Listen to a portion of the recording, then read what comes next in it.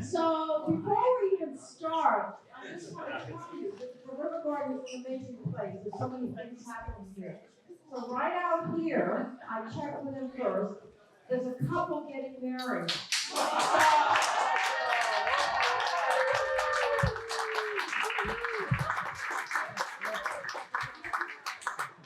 And they thought it was going to be an intimate, it's like my big fat Greek Brattleboro wedding, right? So anyway, this is a wonderful opportunity for all of us to get together here and have VPR. I myself can tell you that for 18 years, VPR has been an incredible partner of Strolling of the Heifers, and I can't thank enough the staff, especially Ty Robertson, who I've worked with for 18 years. And I still remember day one calling Ty, and he says, "What is that?" And here we are. And then I found out. And what? And then I found out how fabulous it is. Right. And so VPR has gone through a lot of transitions as well. And Scott Finn is the new executive director. Started from Iowa and before that West Virginia and now Vermont. And there's a lot of things in common that we have. So I will let Scott take over. All right, thank you. All right, and thank you. My first introduction to Vermont, the very first public event I did was Strolling of the Heifers. And it was the perfect introduction because, as you know better than I do, you see a wide cross-section of Vermonters at Strolling of the Heifers. And also, it was just really fun and lovely. And then I learned that Strolling of the Heifers wasn't just an event, it was really a movement. And Orly, you deserve a lot of credit for that and for getting that started along with a lot of other people. We are doing this Tell Me More tour because, one, I don't know enough about Vermont yet. I know about rural places, like Orly said. I grew up in a little town in Iowa. I lived most of my adult life in West Virginia. And oh, yeah!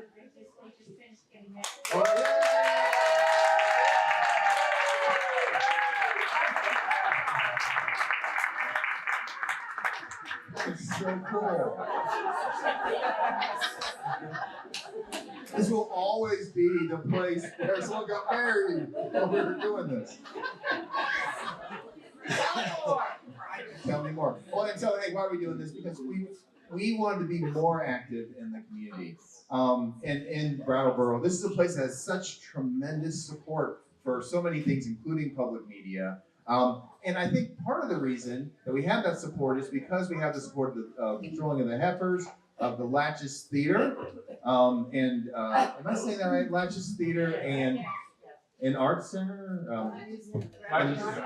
Thank you. I'm learning. But the Latches Theater, which is hosting Howard Weiss Tisman, which many of you know, our reporter who's based out of here in Brattleboro. And so it's important, but that's not enough.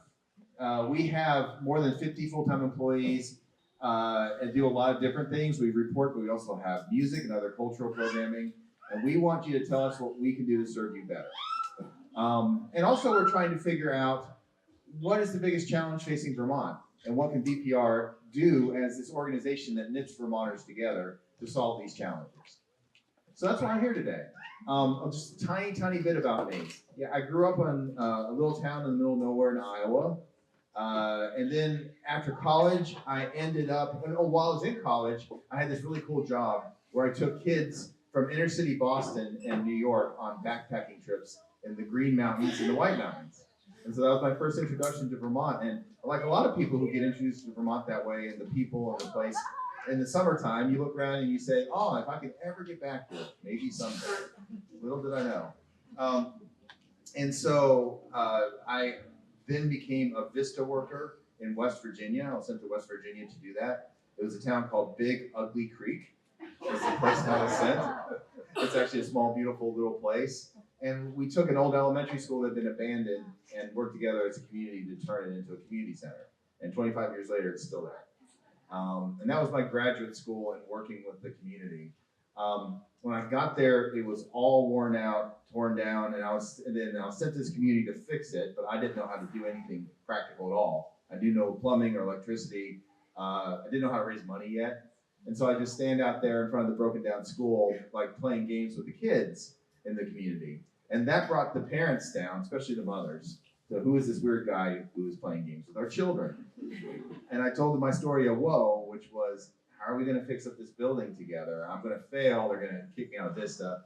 And so the very next day after that story, the mothers came down with these big white empty buckets, these 5-gallon buckets. And they filled the buckets with water from the creek and a whole bunch of bleach. And they just started to clean the place up. I was worried about how to do it. They just started to do it. Someone knew, somebody knew plumbing and electric. Someone else had a relative that had a dumpster company, and we got it done. And that's how things happen here too, on a shoestring. With people in the community pitching in, working together. So even though West Virginia might seem like a radically different place from Brattleboro, I think that they're a lot more similar than you might think. They're places that rhyme with each other, and where personal connections, one-on-one, individual, real-life connections are so important. And so VPR, we're a broadcaster. We have towers that broadcast programming, but we're also wanting to help knit these communities together through face-to-face interaction, what we're doing today. Events, and both cultural events, but also things like having Vermont edition in your community more often. So, okay, I'd like to, with your permission, I'd like to do something we've done at some of these other events, which is interactive. I'd like to have you pair up with somebody. This is the hardest part. Pair up with somebody that you don't know that well yet. It might be one of our staff members, and the staff members are wearing these Tell Me More t-shirts. It might be somebody who you came here today and for whatever reason you just haven't met yet that well. So find one other person, and then I'd like for you to tackle one of the questions you've been asking people on this tour. Do we have that handy, or is that in the back? The questions? I can bring it up. I can list them off. Yeah, the 3 questions are, and you can pick whichever ones or one you want. Number 1, what issues are important to you personally?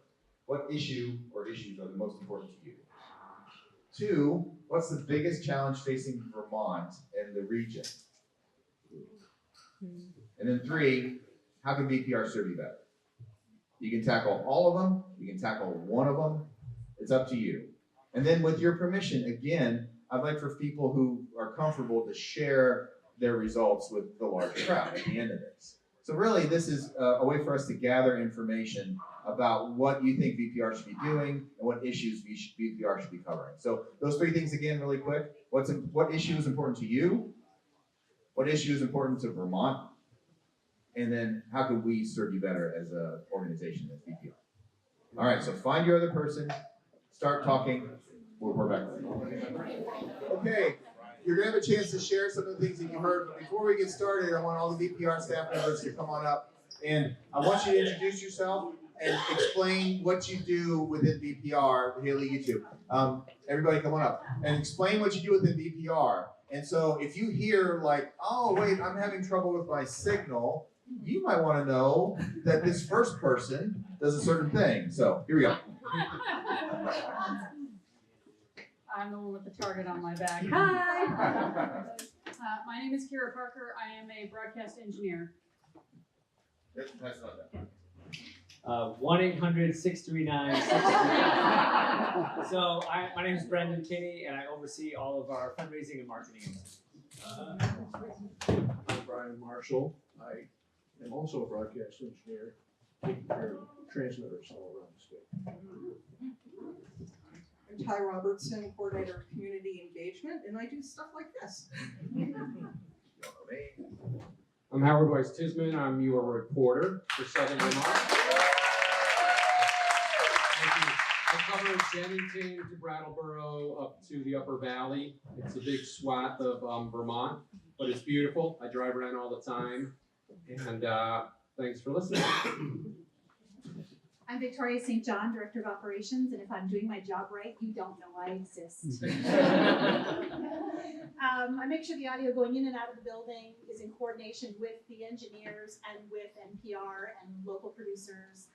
I make sure the automation works when we're automated. I oversee traffic, which means I make sure that your programs are where they're supposed to be, that your promos are where they're supposed to be, and the underwriting is where it needs to be as well. And I also make sure that the people who are sitting at the board who talk, the people that you hear, know what to do, know what to say, and can find things. I'm Haley Labonte Davey, and I work with our business and nonprofit underwriters. Hi, I'm Mary Carol Maganzini. I'm one of Victoria's people. I help make things, schedule them for traffic, and I also work the board and do announcements. And I'm Michelle Owens. I'm the manager of marketing and communications, so I oversee the team that does events like this, but also advertising, promotion and marketing of our programs, services. I do some fundraising work as well. All right. And I know everyone's, says this, but in my case, it's really true. We're really fortunate here at VPR to have such a talented group of people and dedicated every single day, trying to figure out how to make this work. It is a lot harder than it sounds on the air. As you can see, there are lots of different moving parts. And so I want to thank the staff at VPR for making it sound so good and so easy. So appreciate it. Thank you. All right, and so we will be around, like we said, we will be around after it's all over. And if you have a specific thing like, I want to talk about an event, that might be time. And so I'm trying to give you an idea of who to reach out to. And also, you guys can go if you like. You're free. Okay. And so here's what we're going to do next. I'm hoping that some of you are wanting to share either what you heard or what you said. If you would be so kind, because this is being televised by the local community access TV station. What's your name? Brattleboro Community Television. Brattleboro Community Television. Hello out there.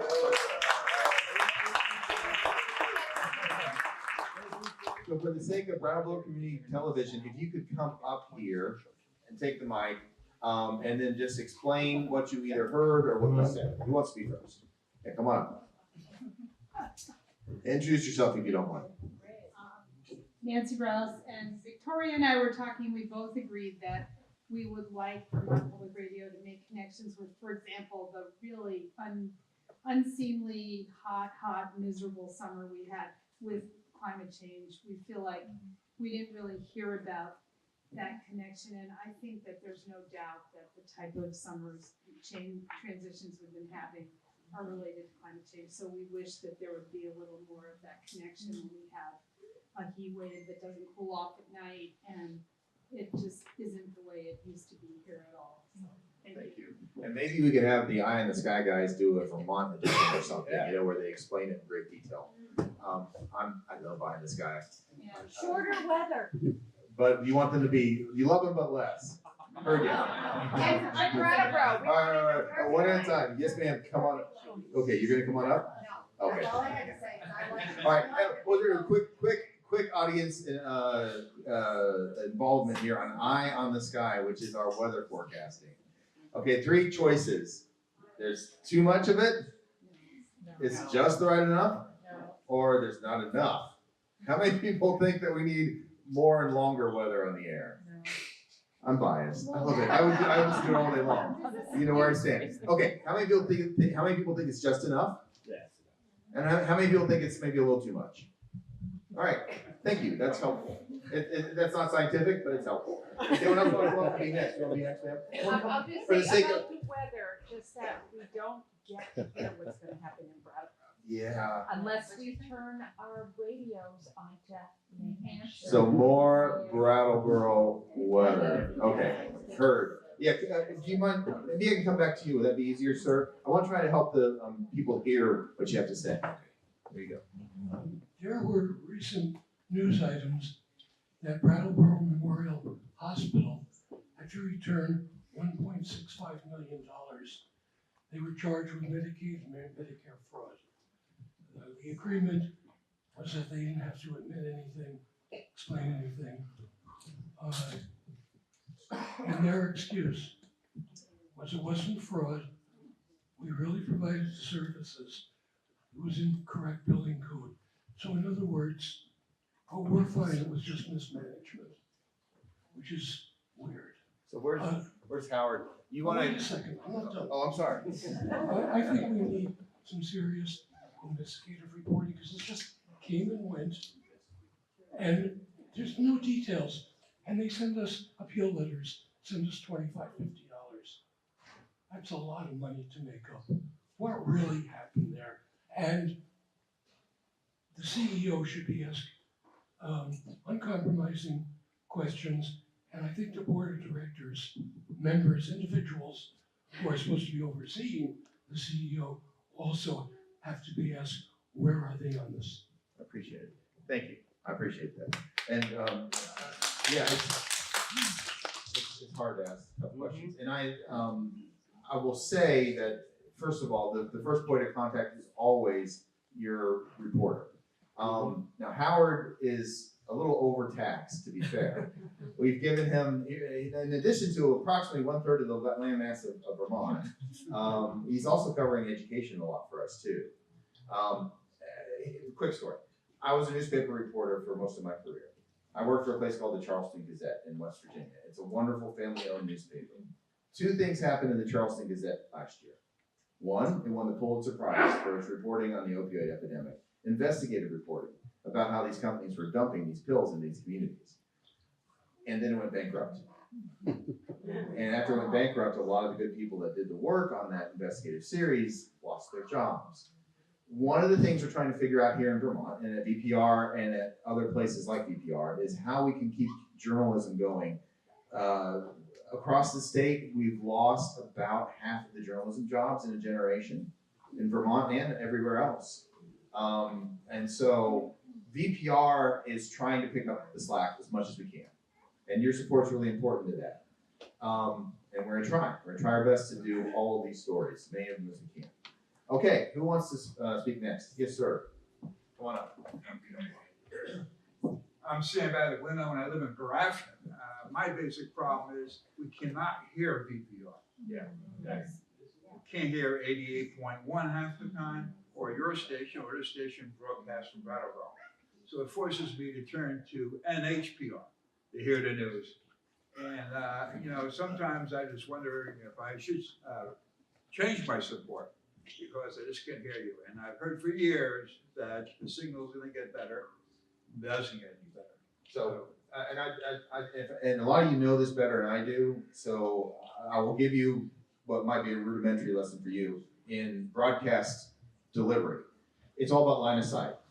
And so when you put a tower on top of a really high mountain, and if you can basically draw a line between where you are and that mountain without it being blocked by lots of rocks, like a cliff or something like that, then you can listen.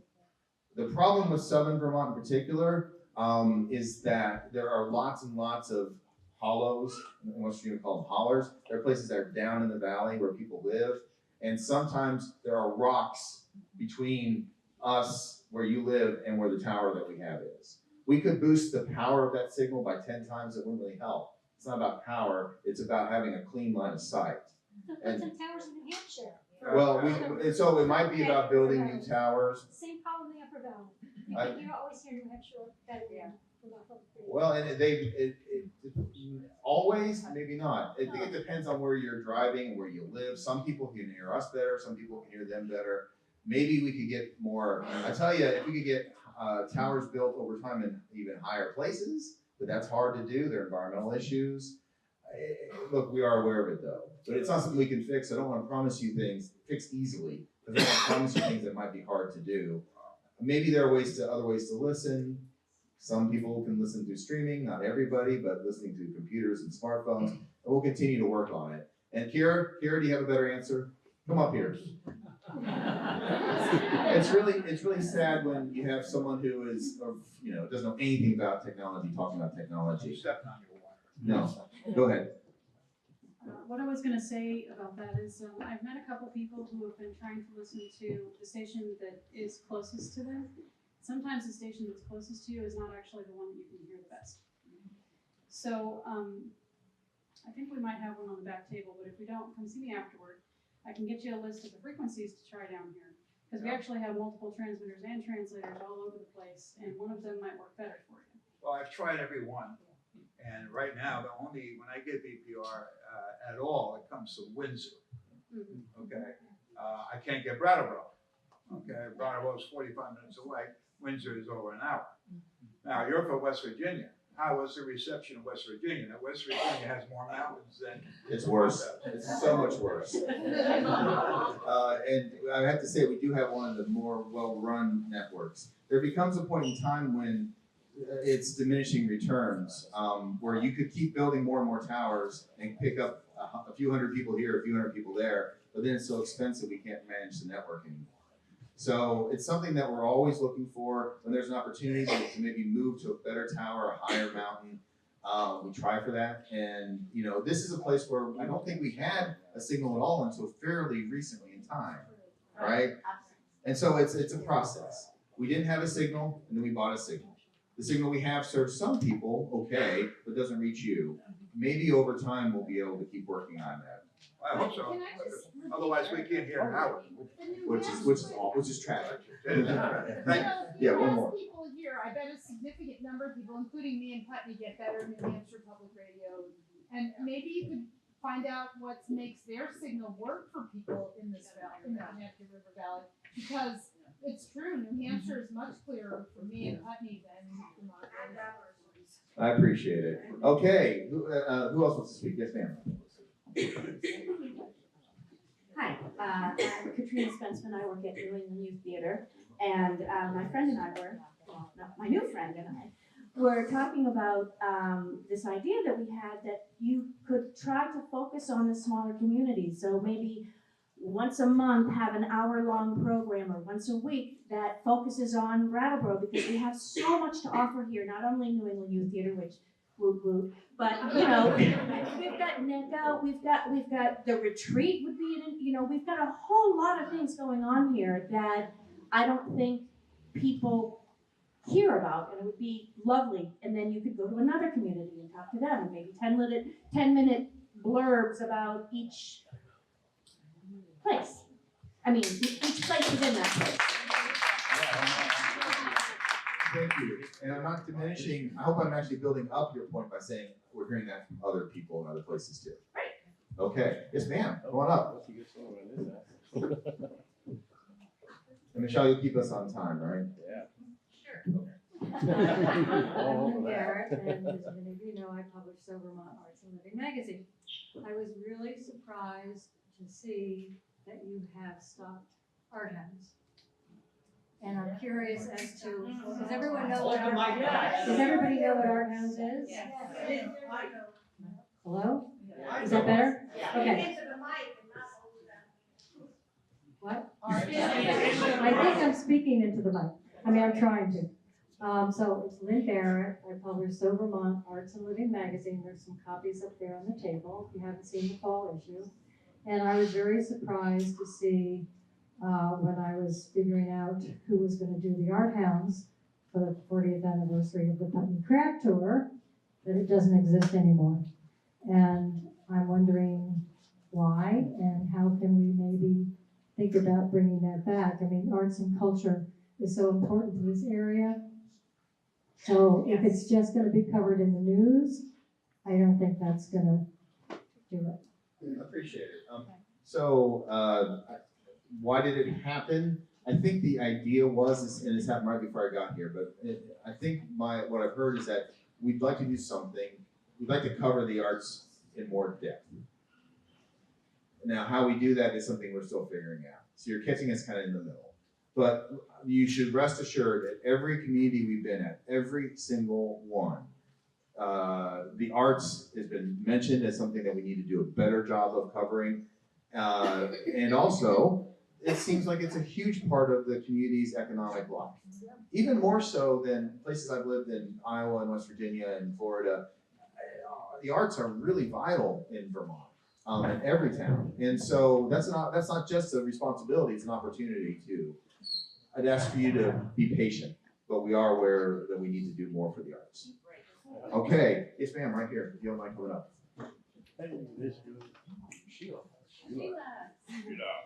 Hello, I'm Sheila Linton. I live in Brattleboro. I'm part of the Root Social Justice Center. And I think one of the biggest challenges facing Vermont, there are many, but I think one of them is racism. And many of us had the opportunity of seeing the Saturday Night Live skit that was recently put out. And though that doesn't necessarily depict the accuracy of the vibrant communities of color throughout the Vermont, it does depict an accuracy of how white Vermont is and how not liberal and progressive it is. I am a VPR listener. I agree with the signal stuff. And I also know that VPR has done some really great work with covering some really challenging issues around race and racism in Vermont, but I don't think it's enough. And I think that we often talk about the issues, but we don't often lift up the people and the work that are happening within our state. I think we consistently invisibilize people of color, and then we talk about the problem, and then make that a problem not of white folks, but actually of people of color. So what I would like to have VPR continue and to expound on and to be steadily providing either on a weekly basis or something is to be highlighting organizations who are led by people of color and who are doing anti-racist work, to highlight people of color throughout the state who are doing amazing work. We talked about the arts and culture, and I know dozens and dozens of people of color throughout the state of Vermont that are contributing to our communities that are absolutely phenomenal, and they're being invisibilized, they're being tokenized, and they're being really washed away in sort of this whitewashed, liberal, progressive state. So I would like to see communities of color highlighted, organizations highlighted, and the work that we're doing, and to put it in a real perspective of the communities of color here in Vermont.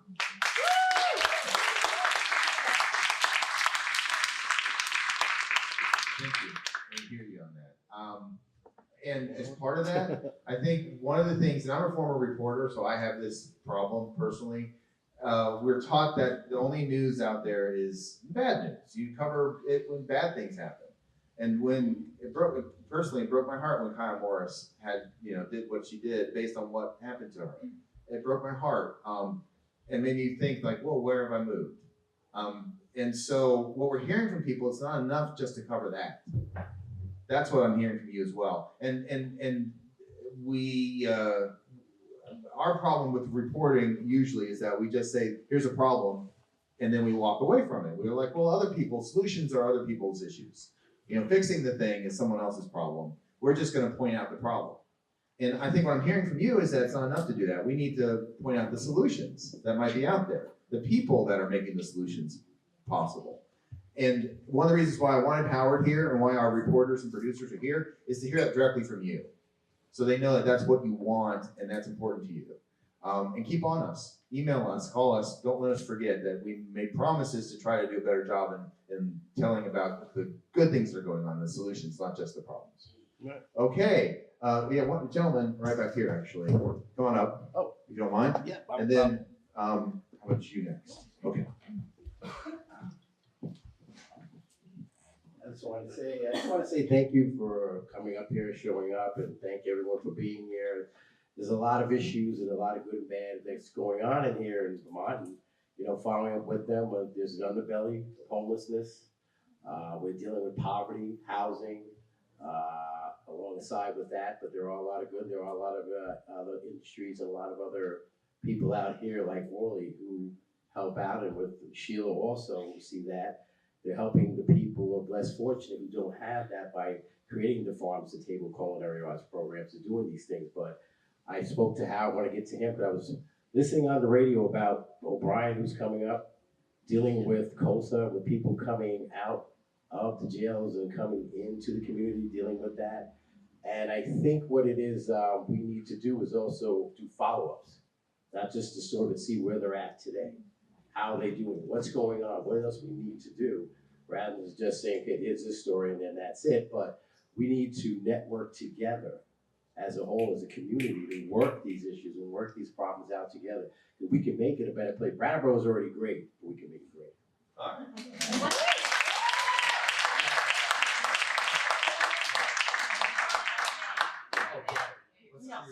Oh, on my name it says, freedom for the captives. Thank you very much. Yes, ma'am. I'm Stephanie Green. I'm a commentator for VPR. And I wanted to piggyback on Sheila's comment and also your comment about being so headline driven and so national headline driven that we miss some of the amazing stories that are right here.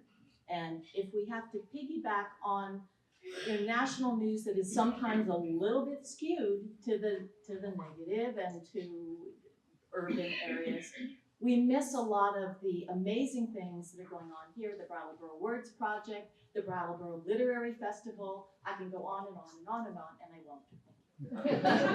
Thank you for being a commentator. You know, that was, our commentators are really important. Spend a lot of energy and time. You know how it is. You don't just show up and just start speaking. You think, you write, Betty Smith edits you, and then you set up a time, and it's basically a performance. You have to deliver this, and it's so important. It's our most direct connection to the communities right now. So thank you. All right, yes, sir, right here. And then we'll do like one more, and then we'll wrap it up. But we'll be sticking around, so you can catch us afterwards. Please do. Yes, sir. Hi, please excuse me. I got through the stage fright. My name's Kurt Dimes. I'm in Brattleboro. I am very disturbed with what I see as a long-term trend in public radio.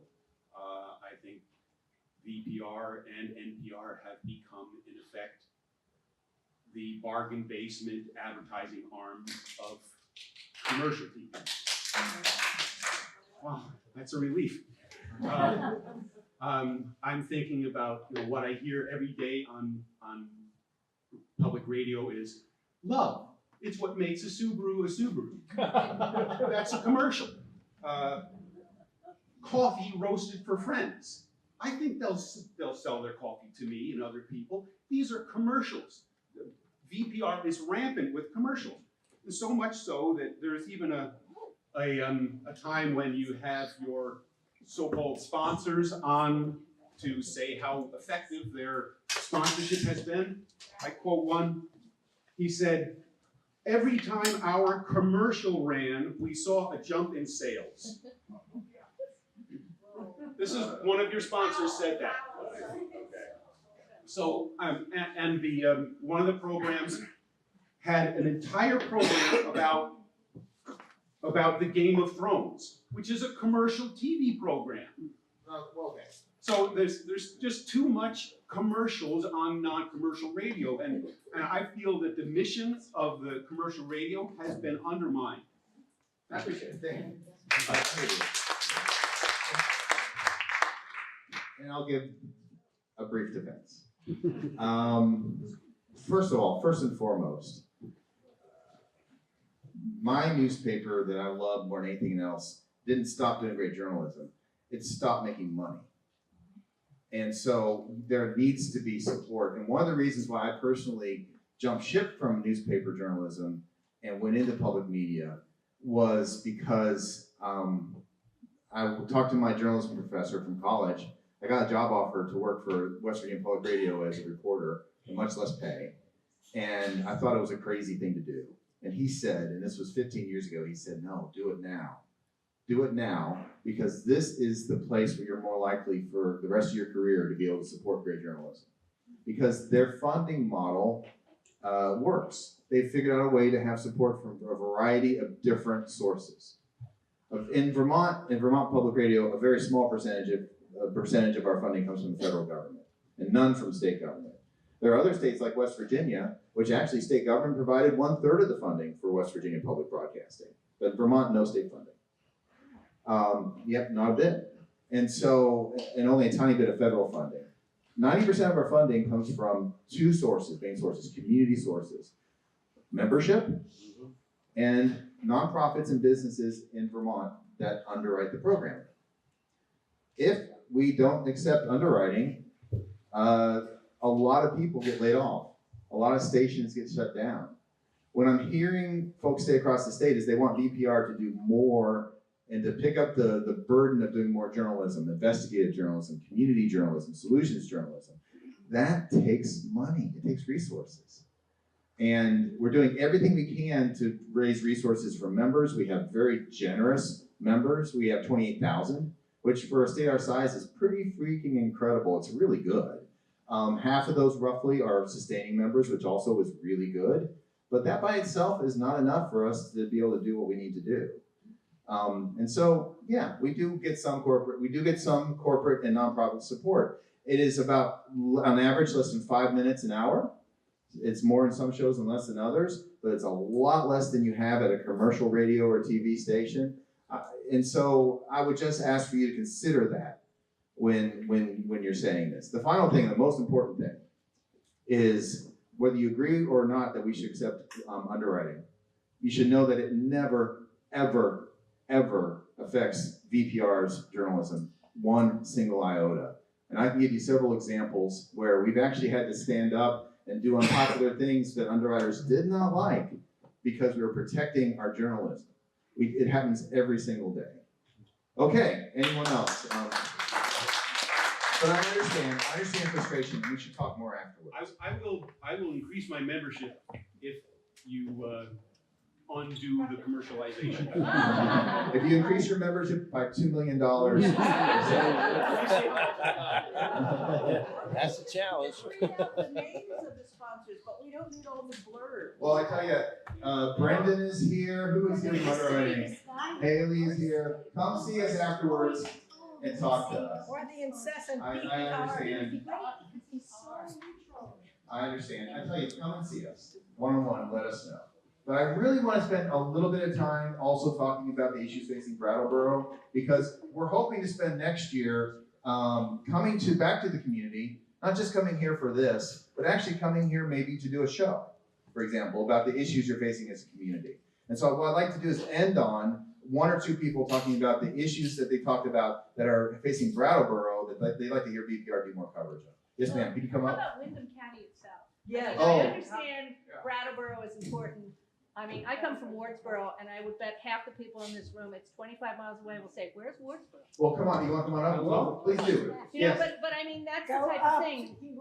It is my fault for not being more inclusive in my language. We're very interested in hearing about places in the whole region. So come on up, and then we'll do one more after this, and then we'll have time to be able to stick around and have conversations. Yes, ma'am. So I'm sorry. Could you introduce yourself first? Oh, Linda Gipkins. And what should we be covering in your community? Oh, the gill-feathered turnip. Have you heard of it? It is a Vermont state vegetable. And it was created by John Gillfeather in Westboro, Vermont, and we have a Gillfeather Turnip Festival on October 27th. So everybody come up and get the Gillfeathers. But here you go. Actual size.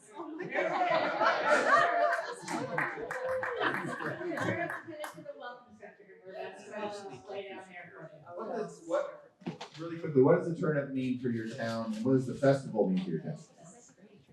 So, long story short, the library in Wardsboro is not owned by the town. It's owned by a crazy group of people called the Friends of the Wardsboro Library because the town did not want the responsibility for the building. And the Friends maintain, heat, insure, light that building, and it runs probably over $20,000 a year. So the Gillfeather Turnip Festival is one of our largest fundraisers. Awesome, thank you very much. All right, yeah, definitely interested in the whole region. And one more, ma'am, if you don't mind coming up. So I'm Lisa Weinman, and I'm a member of the Vermont Yankee Decommissioning Panel. The largest industrial project in the state of Vermont was the building of Vermont Yankee, and now we're facing the second largest project, which is the dismantling of the plant. So we're all, there's different opinions about the plant and when it should have closed, but the point here is that we shouldn't forget about Vermont Yankee. It's a very important place in our region. Brattleboro is the hub, but Vermont Yankee affects 3 states.